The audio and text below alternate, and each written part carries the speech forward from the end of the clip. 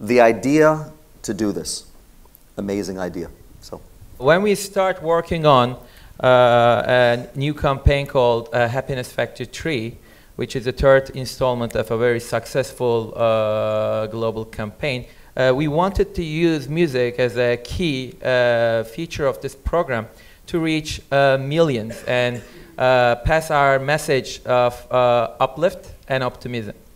We start our journey by inviting majors, all major labels, some independent labels, and some agencies like Brand Asset Group to pitch us ideas about how they could best way inspire people to see positive in the world. What would be the best lineup?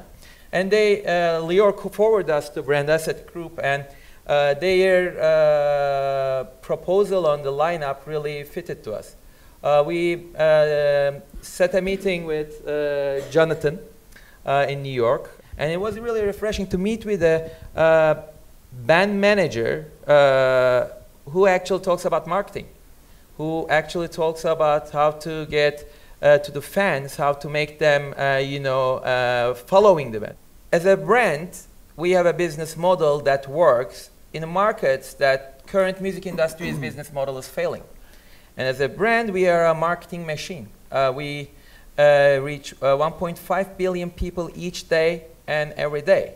We put commercials around the world. So we felt there are so many things as a brand we can bring into the table. And we always criticize labels not seeing the big picture, not doing the right thing for their acts. But this time around, I felt really first time probably in my career, like we're genuinely talking experimental new business model in which Coca-Cola will take this lineup through our advertisement, through featuring our packaging over 100 markets. And Atlantic will be releasing this as an official single. To make it very clear, we are a good beverage company. We have zero intention to be a record label, zero intention to get involved in live in a professional manner other than being part of it. There's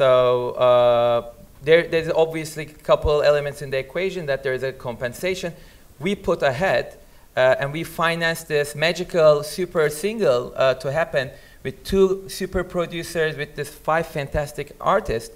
And we will, it's so hard to get into the financials, but literally word by word, we will share the success of the single 50-50 with the Warner Music Group.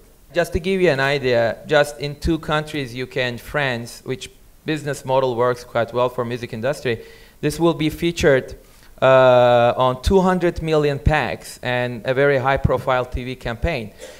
We feel our lineup is really special, but they are not household names just yet. They're very, very, very good acts, but we feel as a brand, we might be able to help them carry them to the next level. Measurable results. All 4 of you have shared agendas, but independent agendas of measurable results.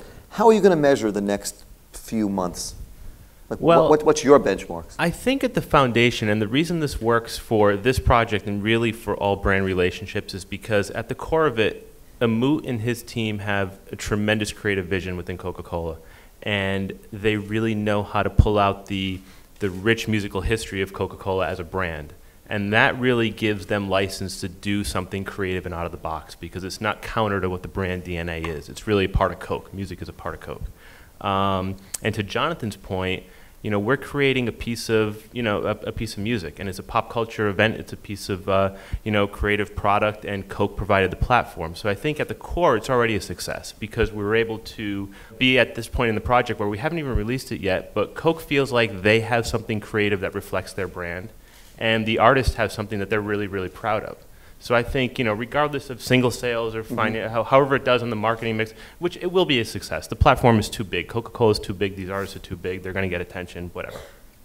But I think at the core, it's a great creative success for both sides. And I think already, we're really happy with where we are. Roy?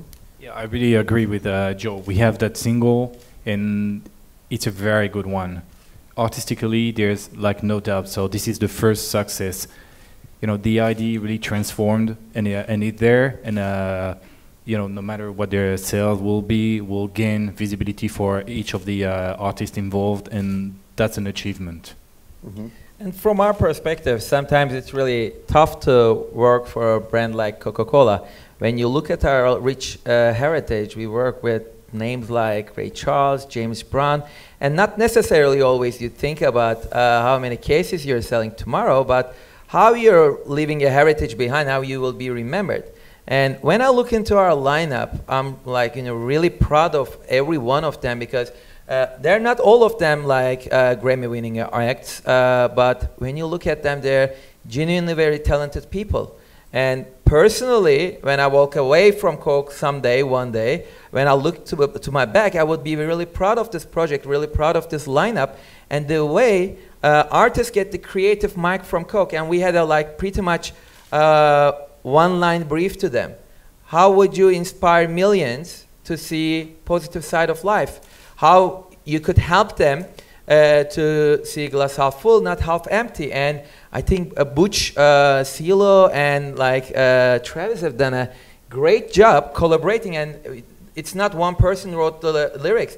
It was a fantastic creative process that they wrote it, like Butch wrote the chorus, send it to CeeLo, CeeLo writes something, send it to Travis.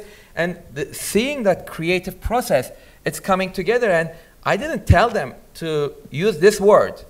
Don't use this word. You will see there's a very happy coincidence there. The song features something that we didn't plan, and I was not even aware. And it worked fantastic for us, and we feel this message of optimism will resonate with millions around the world. Your measurable barometers?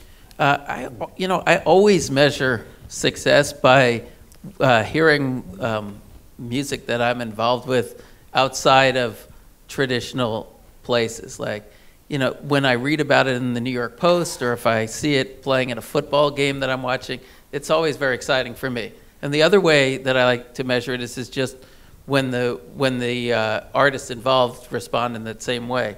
When they go, hey, I saw that song somewhere, or I heard the song, in a bowling alley, or wherever it may be, that's just part of everyday life, because that really means that you're effectively changing the world in your own small way. Yeah.